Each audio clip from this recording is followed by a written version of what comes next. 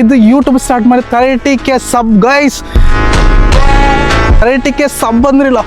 ಓ hello ಕ್ಯಾಸ್ family, ಎಲ್ಲರೂ ಹೇಗಿದ್ದೀರಾ? ಇವತ್ತಂತೂ ಒಂದು ಹೊಸ ವ್ಲಾಗ್ ಆಯ್ತು ಗೈಸ್. ಮೊನ್ನೆ ಕಾಲೇಜಿಗೆ ರಜೆ ಸಿಕ್ಕಿದೆ, ಎಂತ ಕಂಟೆಂಟ್ ಸಿಗ್ತಾ ಇಲ್ಲ, ಎಂತ ವೀಡಿಯೋಸ್ ಮಾಡು ಅಂತ ಹೇಳ್ಕೊಂಡು. ಬಟ್ ಇವತ್ತಿಗೆ ನಾನಂತೂ ವೀಡಿಯೋಸ್ ಮಾಡಲಿಕ್ಕೆ ಸ್ಟಾರ್ಟ್ ಮಾಡಿ 7 months ಆಯ್ತು. ಆಲ್ರೆಡಿ ಒಂದು ವ್ಲಾಗಲ್ಲಿ ನಾನು ಹೇಳಿದ್ದೇನೆ. ಸೊ ಅದಕ್ಕೆ ಮುಂಚೆ ಎಡಿಟ್ಸ್ ಮಾಡ್ತಾ ಇದ್ದೆ.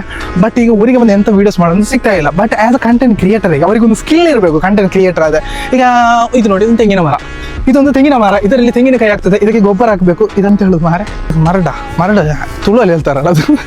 ಹಾಗೆ ಎಂತಂದ್ರೆ ಹೇಳಿ, ಇದ್ರೆ ತೆಂಗಿನಕಾಯಿ ಮಾರ್ಬೋದು, ತೆಂಗಿನಕಾಯಿ ಬೇಕಾದ್ರೆ ತಿನ್ಬೋದು, ಸಾರಿಗೆ ಯೂಸ್ ಮಾಡ್ಬೋದು. ಹಾಗೆ ಎಂತಂದ್ರೆ ಹೇಳಿಲ್ಲ, ಒಂದು ಸ್ಕಿಲ್. ನನಗೆ ಒಂದು ಇನ್ಸ್ಪಿರೇಷನ್ ಅಂತ ಹೇಳಿದ್ರೆ ಈ ಕಾರ್ಪೊರೇಟ್ ಕನ್ನಡಿಗ ಒಬ್ರು ಅವರು ಅಂದರೆ ಇವರು ಕೂರ್ಗ್ ನಿಮ್ಗೆ ಗೊತ್ತಿರ್ಬೋದು, ಕರ್ನಾಟಕದ ಮನಸ್ಸನ್ನೆಲ್ಲ ಗೆದ್ದು ಇವಾಗ ಒಳ್ಳೆ ಟಾಪ್ ಲೆವೆಲಲ್ಲಿ ಇದ್ದಾರೆ. ನಾನು ಅವರನ್ನು 600 ಫಾಲೋವರ್ಸಿಂದ ನಾನು ಅವ್ರನ್ನ ಫಾಲೋ ಮಾಡ್ತಿದ್ದೇನೆ.